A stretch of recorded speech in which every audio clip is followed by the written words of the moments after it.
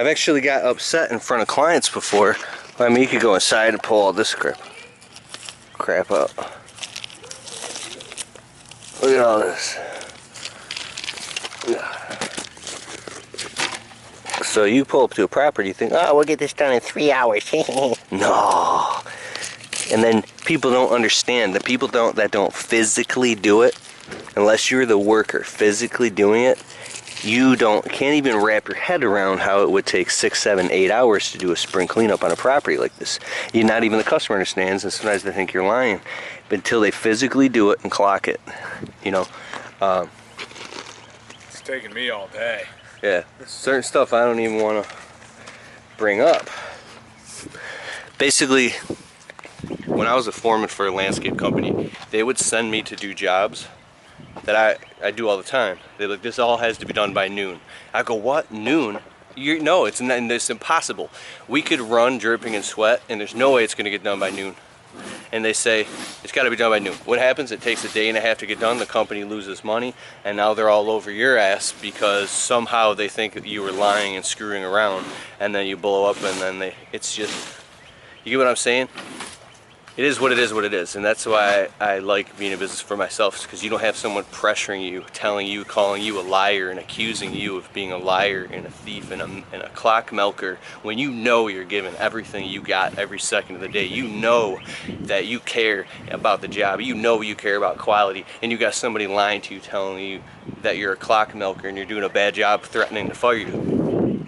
Now on the reciprocal end, when you are the business owner, what happens is, so say you got a guy, you pay him 11 bucks an hour to work. Well, he's going to be an inexperienced guy, and he's going to try hard, but his quality of work won't be there just because he's not experienced. It's not that he doesn't care, he's just not experienced in the game. Now, in the beginning of your business, you're going to be pulling your hair out dealing with that, because you're answering the phone, you're doing the scheduling, you're literally doing everything. You're selling the jobs with the client, you're dissecting what's wrong with that tree to rip out and plant a new tree, plant new shrubs, doing landscape design, setting up meeting with clients and quotes and paperwork and depositing checks in the bank and making phone calls, following up with the clients, posting ads, doing marketing, advertising, all that stuff. And then your guys are doing a bad job because they're inexperienced. So you're trying to constantly train and coach and correct them. You're pulling your hair out because the quality's wrong. You got to keep going over it. So you, as the expert, can literally get work done 4 times as fast. Like, I can go in a garden bed in 15 minutes and get done what would take my guys an entire hour to get done.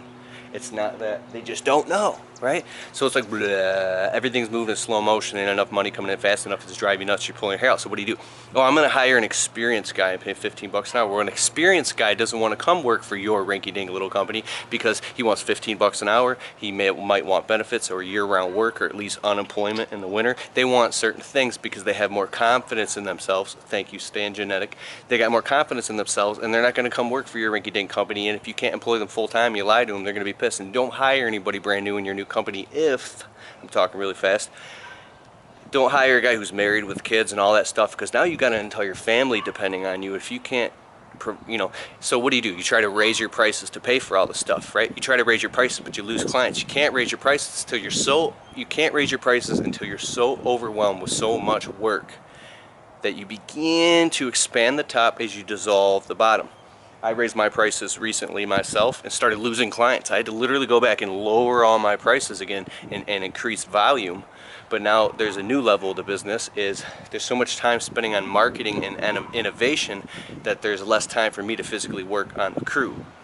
So even though I'm on the job sites all the time overseeing everything, I'm not doing as much physical work because my job is now to keep the work coming in. So it's like walking a tightrope. You got to maintain this fine balance, because if you lean too far in either direction, you're going to jump out of the frying pan to the fire. Money is going to be like going down the drain quick, or you're going to be swamped with so much work you can't execute on that. You're going to be hurting your character, your integrity. You're going to be hurting your own name because you can't show up and be on time and timely. So only you as the business owner know where the business is at in real time. That's what I like about the Google Calendar. It's like a vital stats business dashboard that you pull up to see exactly where you're at. I myself, I'm checking my bank accounts 3-4 times a day, checking up. The phone's ringing again here right now.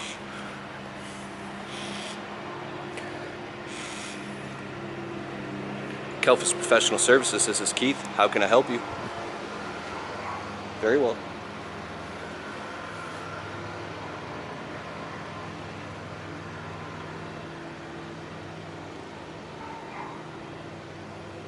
how much do we charge to cut trees down? $5,000. I don't know. I haven't seen it. I don't know. I'm just playing with you, man. On this. So, alright, I don't mean to be a dick to that guy, but he said, how much do you charge? He goes, hey man, I'm looking at my tree. How much do you guys charge to cut trees down? I'm like, dude, you already, boom, not my customer. I don't mean to be a dick, but I literally can't help it anymore. Am I supposed to say, well, I gotta come look at it to give you a price?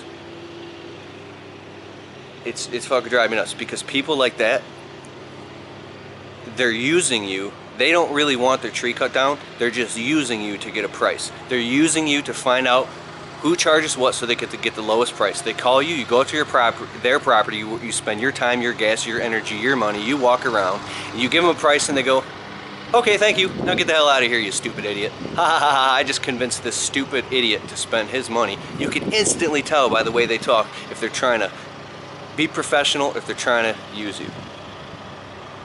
It's like, you can instantly tell, so I don't want to put up with it anymore. Alright, I'm going to get back to this. Bye.